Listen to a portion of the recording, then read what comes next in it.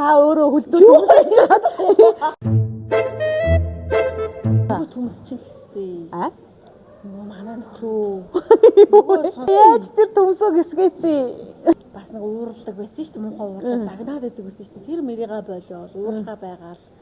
Тэгэл илүү өөртөө ажиллаад ирсэн чинь нөгөө чи хардас хүү чи болчихоо яа вэ? Тэгэл ороод ирдээ.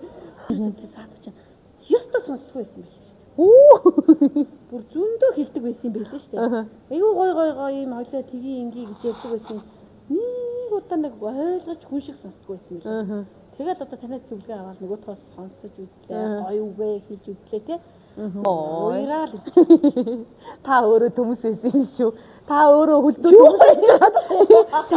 Таны төмс хөлдөө байж байгаа гэсэн зүгээр байсан шүү дээ. Яг шүү дээ. Таны төмс гисэнгүүд тэр төмс чи хажуудлынхаа төмсийг гисгэж байгаа байхгүй юу? Тэгэхээр яг үнэ ихээр та хар. Та өөрчлөгдөж гэр бүлийнхаа хүнд нөлөөлсөн байна. Тэгээ гэр бүлийнхаа хүнд нөлөөлөд харилцаа чинь сайжрангууд одоо та гэр бүлийнхаа аврагч нь өөрөө болсон байгаа байхгүй. Тэрнээс 40 жил хүлээсэн шүү дээ. Сүүлийн 5 6 жил бол үнэхээр амар өнгөрсөн битэр энэ дунд.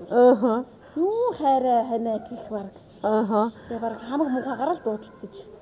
За ямар ч үсэн өөрөөсөө эхлээ хөлдөө төмсөө гисгэж чадсан төмс байсан танд баяр хүргье. Гэр бүлээ аварч чадсан байна. Баяр хүргье. Илүү их гисээрээ.